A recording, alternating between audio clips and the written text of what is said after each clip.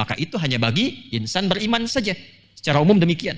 Tapi ketika dipanggil ya ayyuhan nasu u'budu rabbakumul ladzi khalaqakum wal ladzina min qablikum la'allakum tattaqun. Allah menginginkan, hei semua manusia tanpa kecuali. Saya pernah detilkan dari huruf ya-nya. Dipanggil tanpa kecuali. Itu kan ya itu disebutkan 361 kali dalam Al-Qur'an. Itu di ilmu nahwu disebut dengan harfun nida, linida'il qarib wal mutawassit wal ba'id.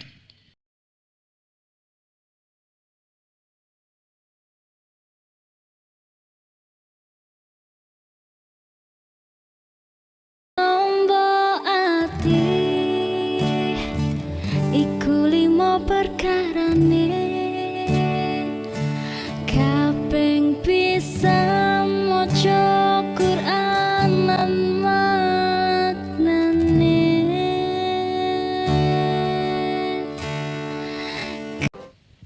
Assalamualaikum warahmatullahi wabarakatuh.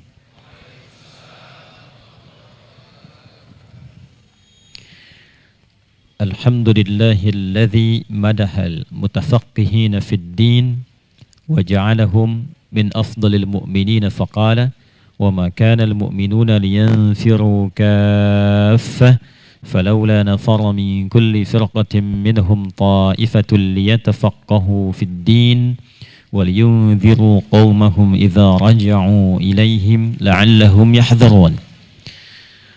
Wassalatu wassalamu ala rasulillahi nabiyyina al-karim sayyidina al-amin nabiyyina Muhammadin wa ala alihi wa sahbihi wa dhurriyyatihi wa ummatihi ila yaumiddin wa huwa al-qail man yuridillahu bihi khaira yufaqihu fid din. Amma ba'd, fa ya ahbaballahi wa ahbaba rasulihi sallallahu alaihi wasallam, أوصي نفسي وإياكم بتقوى الله فقد فاز المتقون فلا تموتن إلا وأنتم مسلمون. فقال تعالى يا أيها الذين آمنوا اتقوا الله حق تقاته ولا تموتن إلا وأنتم مسلمون.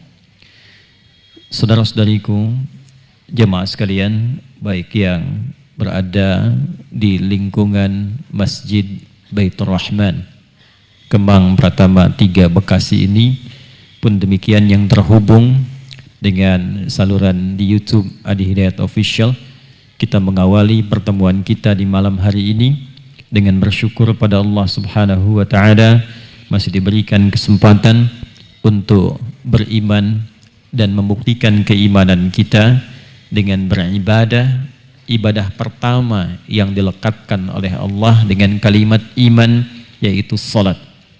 Sehingga salat pun disebut dalam Al-Quran dengan nama iman. Wa ma kana Allahu liyudhi'a imanakum. Karena itulah amalan pertama dalam Al-Quran yang dilekatkan dengan iman adalah salat. Al-Baqarah di ayat yang ketiga, alladzina yu'minuna bil ghaibi wa yuqimunas salah. Karena itulah orang-orang yang telah menunaikan salat disebut oleh Allah Subhanahu wa Ta'ala orang-orang yang telah mengaitkan, menyambungkan dirinya dengan Allah Subhanahu wa Ta'ala sekaligus menegaskan kebenaran imannya. Karena itu panggilan salat itu disebut oleh Al-Quran sebagai parameter tingkat keimanan seseorang. Isyaratnya ditemukan di Quran surah ke-8 Al-Anfal di ayat yang kedua. Innamal mu'minuna alladzina idza dzukirallahu wajilat qulubuhum wa idza tuliyat 'alaihim ayatuhu zadatuhum imana wa 'ala rabbihim yatawakkalun. Ayat ini dibuka menggunakan kata innama. Innama itu dalam gramatikal ilmu nahwu disebut dengan adatul hasri, huruf yang membatasi informasi. Jadi kalau ada ayat Al-Quran dibuka dengan kata innama, maka informasi yang disampaikan terbatas hukumnya di situ saja, tidak keluar dari situ. Misal kita beri contoh untuk memudahkan gambaran. Zakat itu dikeluarkan kepada berapa golongan? 8 golongan. boleh tidak dikeluarkan di luar golongan itu? Tidak boleh. Tahu dari mana? Harus 8 golongan itu. Tidak boleh di luar 8 golongan. Kenapa? Karena ayatnya dibuka dengan kata innama. Quran surah 9 At-Taubah di ayat ke-60. Innamas sadaqatu lil fuqara wal masakin wal 'amilina 'alaiha wal mu'allafati qulubuhum wa fir riqab wal gharimin wa fi sabilillah wa ibnis sabil. Karena itu diartikan innamas sadaqatu, semua zakat itu hanya boleh dikeluarkan pada golongan berikut. Ayat tentang parameter keimanan yang dikaitkan dengan salat dibuka dengan innama. Innamal mu'minuna. Ciri insan beriman sejati itu, ciri dasarnya sebagai berikut, kata Allah. Jadi kalau ciri ini tidak ditemukan atau tidak muncul dalam diri kita, maka kita patut mengoreksi diri. Karena ini ukuran dasar keimanan di sisi Allah Subhanahu wa taala. Apa ukuran pokoknya? Idza dzukirallahu wajilat qulubuhum. Jika disebutkan nama Allah, ada konfirmasi di hatinya. Ada getaran dalam jiwanya. Dan getaran itu hanya dimiliki oleh insan beriman. Jadi kalau tidak ada imannya, getaran itu gak akan muncul. Dan getarannya beda dengan getaran saat Anda di jalan ketemu polisi melanggar lalu lintas, kan ada getaran juga tuh. Tidak sama. Saat ketemu yang dicintai ada getaran juga ya. Nah, getaran iman beda dengan getaran itu. Lain. Bagaimana kita bisa menemukan itu? Maka 5 kali dalam sehari, setiap pergantian waktu dalam sehari. Jadi muncul subuh yang membelah malam, menandakan pagi akan muncul. Itu waktu pertama. Lalu nanti pertengahan siang, nampak jelas terlihat terangnya, zuhur namanya. Masuk kemudian ke sore, masuk ke maghrib, mau hilang. Kemudian hilang sama sekali, muncul malam. Ini 5 kali terjadi pergantian waktu dalam sehari. Disebutkanlah nama Allah untuk mengonfirmasi ada iman enggak dalam kalbu kita. Maka itulah kemudian yang diperdengarkan kepada kita suaranya. Karena suara kan harus terdengar. Ya kan? Kalau diperdengarkan, alat dengarnya disebut dengan apa? Alat dengar itu apa namanya? Telinga. Dalam bahasa Arab, telinga itu disebut dengan udhun. Jama' dari kata udhun adalah adzan. Nggak pakai o, oh gitu ya. Nah, selama ini baru tahu ya. Nah, jadi adzan itu kenapa disebut dengan adzan? Punya 2 makna. Kenapa disebut dengan adzan? Karena pada saat itu dikumandangkan, Allah memperdengarkan kalimat itu pada setiap hamba yang masih memiliki pendengaran. Untuk mengonfirmasi itu semua menjadi panggilan kepada hatinya, sehingga ada konfirmasi di jiwanya. Karena itu ada yang menyebut adzan dengan panggilan. Dan itu bukan sekedar panggilan sholat. Karena nggak mungkin orang sholat kalau nggak ada konfirmasi iman. Itu yang dimaksud alladzina yu'minuna bil ghaib wa yuqimunas. Nggak mungkin yuqimunas sholat kalau nggak ada iman. Karena itulah ketika diperdengarkan Allahu Akbar, Allahu Akbar, ada rasa yang berbeda kan di hati kita. Ya, sudah adzan. Gitu kan? Ya, walaupun tidak ada orang, hati kita akan membisikkan sudah adzan. Jelas sampai di sini? Dan itu satu hal yang sangat mahal, karena Nabi menyampaikan jauh-jauh hari sallallahu alaihi wasallam, nanti ada orang yang yusbihu mu'minan, subuhnya bisa beriman, wa yumsi kafira, solehnya bisa hilang imannya. Karena itu alhamdulillah kita bangun dalam keadaan beriman, sekarang maghrib pun dalam keadaan beriman. Dan pembuktian iman kita telah dibuktikan lewat penunaian salat sebagai konfirmasi pertama keimanan kita kepada Allah. Orang yang telah berhasil menunaikan salat nanti punya hubungan terkoneksi ingat kepada Allah. Itu yang dimaksudkan di Quran surah keempat An-Nisa di ayat 103. Fa'idha qadaytumus salata, maka jika anda telah tuntas mengerjakan salat, fadhkurullaha, maka cepatlah terkoneksi kepada Allah, cepat nyambung ingat Allah. Karena itu kalau belum ingat, kita dorong dengan amalan tambahan zikir pasca salat. Ya, ada istighfar. Kenapa istighfar? Kita mohon ampun kepada Allah kalau takut saat sholat tadi nggak sepenuhnya terkoneksi. Lisannya Allahu Akbar, tapi di pikirannya motorhu akbar, sendalhu akbar di luar tuh. Ya. Narok mobil tuh bingung kepikiran, muncul semua itu. Ya, itu yang kemudian kita istighfari, tambah dengan subhanallah, alhamdulillah, Allahu Akbar. Itu melatih kita supaya tersambung. Sehingga pulang dari sholat dalam keadaan berdiri, keluar masjid, jalan sampai duduk di tempat kerja, di rumah, terkoneksi dengan Allah. Fadhkurullaha qiyama, bangkit ingat Allah. Makanya bangkit dari sholat, keluar dari masjid, kalau ingat Allah itu nggak akan tertukar sendal. Nanti kita lihat tuh pulang dari sini kan, nggak akan tertukar sendal karena mustahil orang ingat Allah itu sendalnya tertukar. Karena dia tahu diawasi oleh Allah Subhanahu wa taala. Karena itu penting dicatat bahwa tidak semua orang yang menunaikan sholat bisa mendapatkan karunia itu kalau tidak serius dalam sholatnya. Itulah yang menjadikan kita dibimbing oleh Nabi untuk berdoa minta. Setidaknya amalan kita yang sedikit itu bisa diterima oleh Allah Subhanahu wa taala. Semoga Allah menerima sholat yang telah kita tunaikan dan memberikan keberkahan kepada apa yang telah kita lakukan. Kedua, kita bermohon kepada Allah Subhanahu wa taala seperti biasa kita mulai kajian di malam Jumat kita. Orang-orang yang berkehidupan sampai dengan detik ini dimanapun dia berada namun belum beriman, diberikan kemampuan, kekuatan oleh Allah Subhanahu wa taala di hati dan lisan mereka agar mampu bersyahadat sebelum mereka wafat dan kembali kepada Allah Subhanahu wa taala.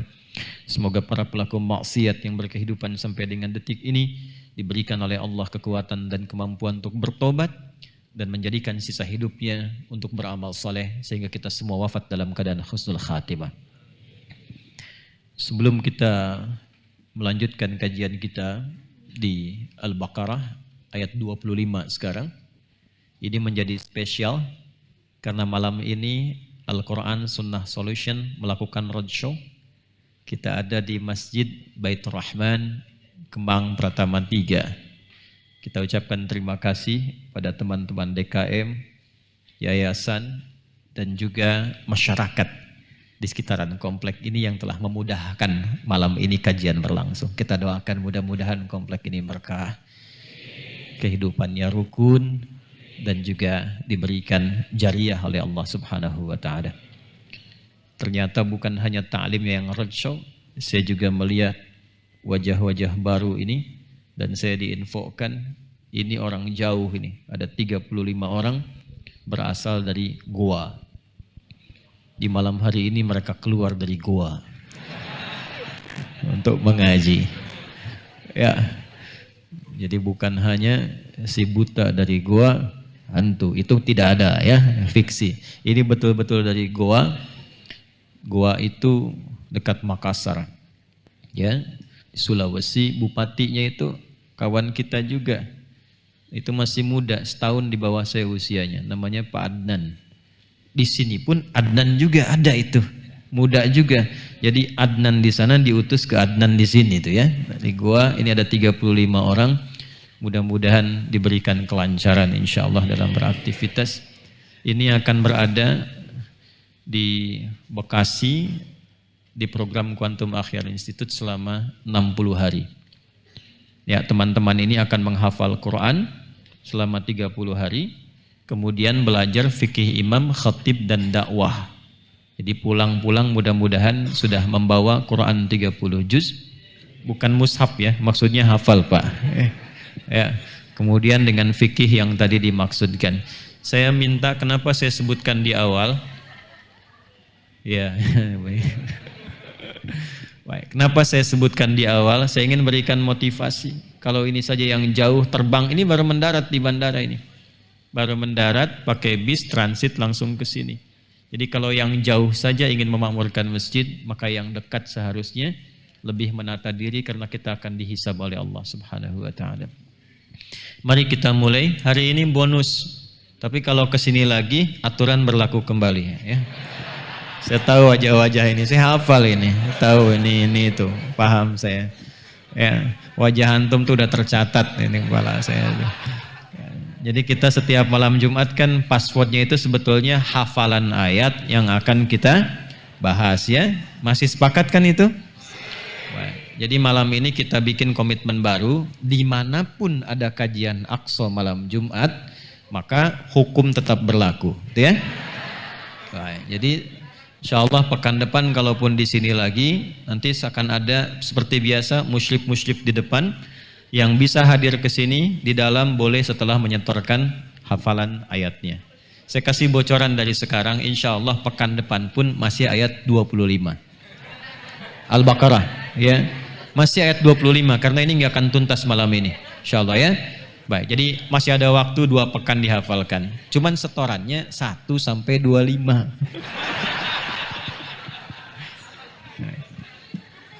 Ayo kita mulai. Quran surah kedua Al-Baqarah ayat 25. A'udzu billahi minasy syaithanir rajim.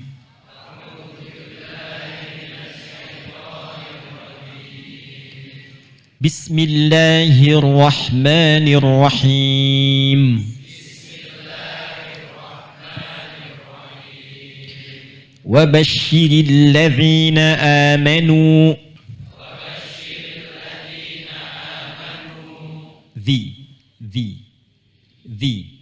Ya, singkatnya begini, ujung lidah gigit sedikit aja. Wa basyiril ladzina amanu wa 'amilus shalihat wa basyiril ladzina amanu wa 'amilus shalihat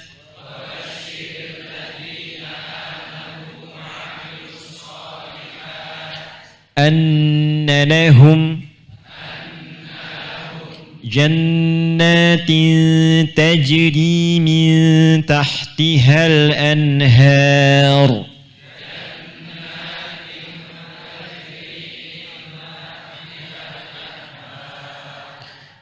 kullama ruziqu minha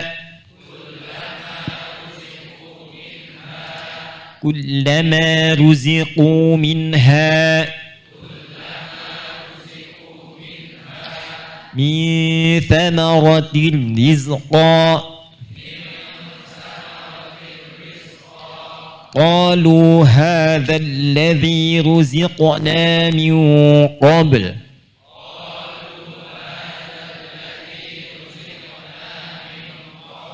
وأتوا به متشابها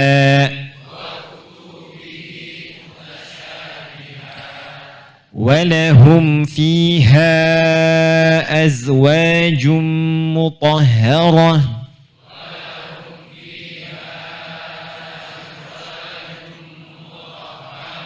وهم فيها خالدون.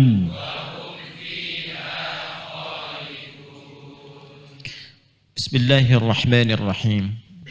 Pertemuan di malam ini akan melanjutkan kajian Al-Quran Sunnah Solution. Sebelumnya telah kita uraikan ayat 1 sampai 24 surah Al-Baqarah dan pendahuluannya kajian lengkap dan mendetail tentang Al-Fatihah.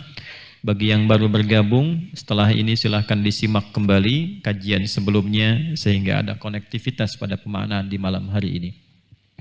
Sebelum ke ayat 25, secara singkat saja kami sampaikan bahwa Allah Subhanahu wa ta'ala menyampaikan kepada seluruh hambanya dalam konteks pergaulan sosial kita dan ditinjau dari keyakinan terhadap Al-Quran sebagai petunjuk kehidupan akan terdapat 4 golongan manusia.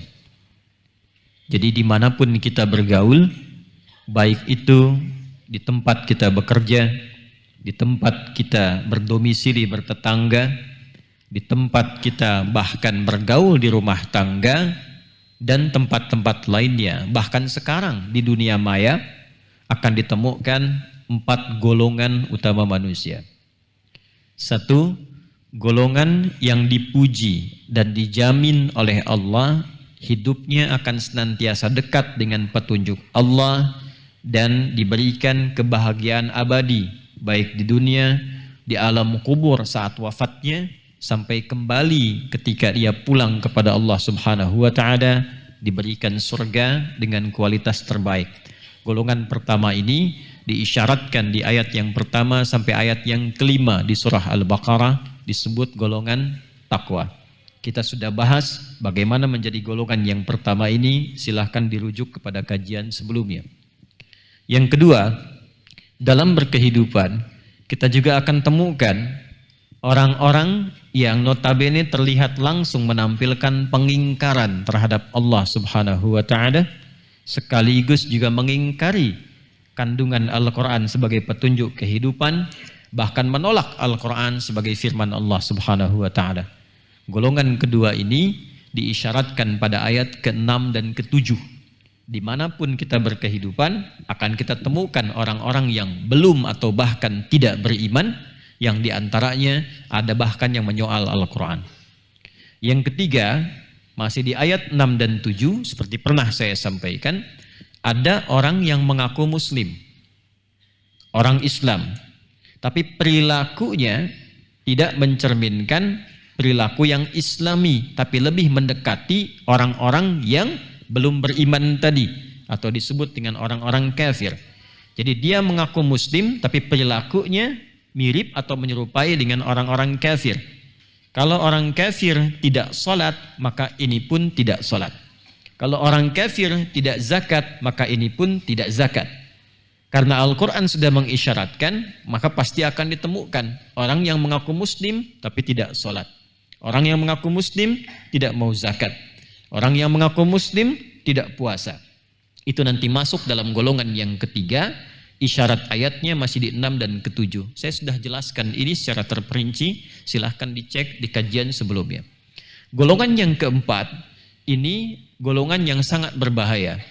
Karena kalau iman dan kufur sifatnya hitam dan putih, kita bisa bedakan secara langsung. Yang ini bercampur, karena di lisannya mengatakan beriman, tapi di hatinya berpenyakit.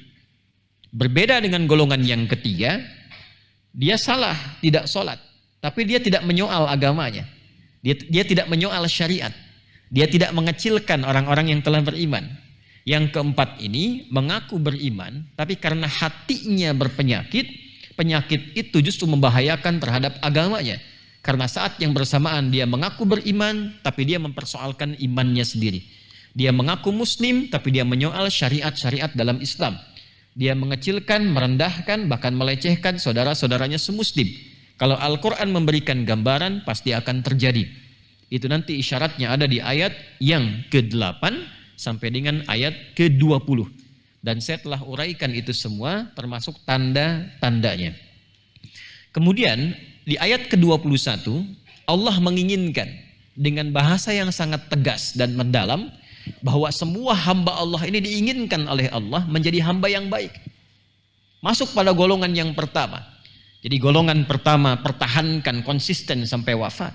Golongan kedua sampai dengan keempat dibimbing oleh Allah supaya menjadi golongan yang pertama. Diberikan bimbingannya, diberikan petunjuknya, diberikan arahnya, supaya mereka semua menjadi seperti golongan yang pertama. Karena itu ayat 21 ditutup dengan kalimat di ujungnya, la'allakum tattaqun, supaya kalian mengikuti petunjuk ini termasuk golongan takwa seperti golongan yang pertama. Maka diberi jalan untuk beribadah kepada Allah, dipanggil semuanya. Karena itu panggilannya tidak mengatakan ya ayyuhalladzina amanu, tapi panggilannya mengatakan ya ayyuhan nasu. Ingat, kalau ya ayyuhalladzina amanu, maka itu hanya bagi insan beriman saja. Secara umum demikian. Tapi ketika dipanggil ya ayyuhan nasu u'budu rabbakumul ladzi khalaqakum walladzina min qablikum la'allakum tattaqun. Allah menginginkan, hei semua manusia tanpa kecuali. Saya pernah detilkan dari huruf ya-nya. Dipanggil tanpa kecuali. Itu kan ya itu disebutkan 361 kali dalam Al-Quran. Itu di ilmu nahwu disebut dengan harfun nida, linida'il qarib wal mutawassit wal ba'id. Huruf panggilan memanggil yang dekat, menengah dan jauh. Jadi kalau kita ngaji ilmu nahwu, huruf nida itu ada 14. Nanti ada a, ada aya, ada ya, ada wa dan seterusnya. Tapi di Al-Quran itu panggilannya dari 14 itu cuma satu yang digunakan, yaitu ya. Kenapa? Karena ternyata ya ini paling fleksibel. Dia bisa digunakan memanggil yang dekat, menengah ataupun jauh. Jadi kalau antum sedang pusing di Mekah, ya pengen cari jalan pulang nggak ketemu, antum bilang ya, nengok semua tuh. Yang dekat, yang tengah, yang jauh itu. Ya. Kenapa? Karena ya itu manggil semua. Nah ini isyaratnya dalam sekali. Ya, kan? Dipanggil, hei semua. Baik yang merasa dekat denganku, golongan 1. Yang menengah, muslim tapi bermasalah. Atau bahkan yang jauh dariku yang belum beriman. Ayyuha disebutkan 150 kali dalam Al-Quran. Ayyunya munada berfungsi taukid menegaskan. Haknya tanbih berfungsi mengingatkan. Jadi kalau kita ngaji di balaghah, kemudian kita kembalikan ke ayat. Ayatnya berbunyi begini. Hei ayyuhan nasu, semua tanpa kecuali, yang dekat, menengah dan jauh. Aku tegaskan ya, aku ingatkan. Kepada siapa? An-nasu disebutkan 241 kali dalam Al-Quran. Manusia disebut dengan 5 nama, tapi di sini disebutkannya An-nas. Dia bisa disebut dengan bashar. Ingat, bashar 35 kali disebutkan dalam Al-Quran. Qul innama ana basyarum mithlukum. Ada yang disebut dengan ins, dipasangkan dengan jin. Ya ma'syaral jinni wal ins wa ma khalaqtul jinna wal ins. Disebutkan pasangan ini 18 kali dalam Al-Quran. Ada yang kadang disebut dengan insan. Hal ata 'alal insan. Ada surah Al-Insan, surah ke-76. Ya. Ar-Rahman 'allamal Quran. Khalaqal insan. 65 kali disebutkan dalam Al-Quran. Ada yang kadang disebut dengan Bani Adam. Ya Bani Adam khudhu zinatakum 'inda kulli masjid. Quran surah 7 ayat 31 disebutkan 7 kali dalam Al-Quran. Tapi di sini Allah tidak mengatakan ya ayyuhal bashar, ya ayyuhal ins, ya ayyuhal insan, ya ayyuhal bani adam. Tidak. Allah mengatakan ya ayyuhan nas. Kenapa disebut nas? Nas itu kalau disebutkan sudah mencakup seluruh manusia dengan interaksi sosialnya. Dimanapun dia berada. Jadi di Quran itu setiap kalimat, setiap diksinya itu tajam dan terukur, tinggi presisinya. Jadi kalau bukan firman Allah, mustahil itu ada kalimat begitu. Setiap tempat, setiap ayatnya itu punya makna yang spesifik dan dalam sekali. Jadi Allah mengatakan, hei semua manusia yang berinteraksi dalam kehidupan, dimanapun kalian berada.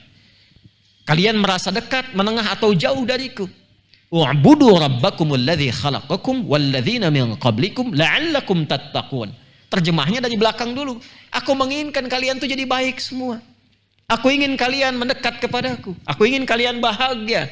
Aku ingin kalian mendapatkan petunjukku. Jalan menuju situ, mendekatlah kepadaku. Caranya bagaimana? Tingkatkan ibadah. Ibadah itu membangun kedekatan dengan Allah. Kenapa ya Allah? Aku yang telah menciptakanmu. Aku yang paling tahu tentang engkau. Aku tahu hidupmu. Ya kan? Logikanya kata Allah begitu. Itu dibalas dengan logika. Kan aku yang menciptakan engkau. Engkau tahu aku penciptamu. Ya kan? Aku yang tahu jalan hidupmu. Aku tahu hidup dan matimu. Aku tahu mana yang baik untukmu, mana yang tidak baik untukmu. Dekati aku. Amalkan petunjukku. Supaya engkau masuk dalam golongan yang pertama. Lalu apalagi ya Allah? Maka muncullah ayat ke-22 untuk menegaskan. Ini aku siapkan untukmu. Engkau berkehidupan di bumi kan? Aku jadikan bumi nyaman untukmu. Alladzi ja'ala lakumul arda firasya. Aku jadikan langit sebagai naungan. Aku berikan berbagai tempat untuk berkehidupan. Diberikan kenyamanan. Tujuannya apa? Supaya kita kenal Allah. Makanya antum nih kalau rumahnya bagus, kendaraan bagus, mewah, hidup nyaman, belum kenal Allah, ada yang nggak tepat itu. Karena diberikan semua itu supaya kenal Allah. Itu maksudnya. Kedudukan tinggi sampai pangkat tertinggi belum kenal Allah, ada yang perlu dikoreksi. Ilmu tinggi, setinggi tingginya ilmu, tapi nggak kenal Allah, nggak punya nilai di hadapan Allah. Karena puncaknya itu, alladzina yadhkuruna Allaha qiyaman wa qu'udan wa 'ala junubihim wa yatafakkaruna fi khalqis samawati wal rabbana ma khalaqta hadza batila subhanaka faqina. Jadi kita itu kalau merasa hidup nyaman, itu tuh supaya kenal Allah. Jadi malu kalau ada orang hidupnya dinilai terbatas, bahkan manusia menyebutnya dengan miskin, tapi dia sangat kenal Allah. Tahajud dia bisa bangun, puasa dia bisa lakukan, ngaji bukan hanya khatam dia bisa hafal. Dan yang paling menarik, dia masih bisa berbagi. Jadi kalau diberikan dengan segala kenyamanan dunia belum mampu mengenalkan kita kepada Allah, Ada sesuatu yang harus dievaluasi sebelum maut datang menjemput. Itu poinnya. Nah, seharusnya sampai di titik ini sudah mulai ada sentuhan kepada jiwa. Tapi selalu ada saja orang yang berusaha untuk bisa menyangkal itu semua. Karena itu ditantang langsung di ayat ke-23 dan diancam di ayat ke-24. Wa in kuntum fi raibim mimma nazzalna ala abdina fa'tu bisuratim mim mithli. Kata Allah, kalau kalian masih ragu dengan apa yang aku terangkan dalam Al-Quran, bahkan menganggap Quran itu produk manusia, produk budaya, kita pernah bahas ini di pertemuan yang lalu dengan menurunkan ayat-ayatnya, maka kalau begitu buat seperti Quran. Jangan sampai menuduh sesuatu tanpa bukti, jangan sampai menyoal tanpa argumentasi. Tapi kalau belum mampu dan tidak akan pernah mampu, fa illam taf'alu wala taf'alu. Kata Allah, segera taubat. Jangan bawa kebiasaan itu sampai wafat. Itu tajam sekali kalimatnya, dalam. Jangan bawa kebiasaan itu sampai wafat. Kalau itu terjadi, fattaqun naral lati waquduhan nas wal hijarah uiddat lil kafirin. Nanti semua yang memalingkan kamu dari Allah, kata Allah, aku akan tenggelamkan dengan kamu sekalian di dasar neraka. Jadi kalau ada yang dipertuhankan dari bebatuan, dengan yang dianggap Tuhan itu dimasukkan sekalian. Jadi kalau ada dari pekerjaan, dari harta benda, dari kendaraan yang memalingkan kita dari, bukan kita ya, yang memalingkan seseorang dari Allah, dia pilih nggak sholat, dia pilih misalnya pergi dengan kendaraannya, dia pilih nggak sholat, dia pilih dengan sepedanya, dia tidak mau zakat, dia pilih gunakan untuk foya-foya. Itu dengan semua uangnya, dengan semua barangnya dimasukkan ke dalam neraka dan disebutkan, silahkan jadikan itu sebagai syafaat untuk dirimu untuk melarikan diri dari azab Allah Subhanahu wa taala. Nah, setelah selesai semua itu, maka muncullah ayat ke-25 untuk membuka bab pembahasan yang baru bagi orang-orang yang tersentuh hatinya. Kan sampai sini kita bertanya, ya Allah, kami ingin taubat. Ya Allah, kami ingin kembali ikuti petunjuk-Mu. Ya Allah, kami ingin balik sehingga mendapatkan kesenangan dunia dan kebahagiaan akhirat. Ingat di Quran konsepnya begitu ya. Halo?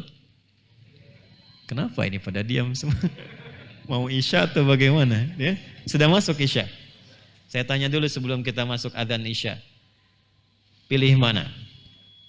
Miskin dunia, kaya akhirat, atau kaya dunia, miskin akhirat? Saya udah tahu jawabannya. Kaya dunia, kaya.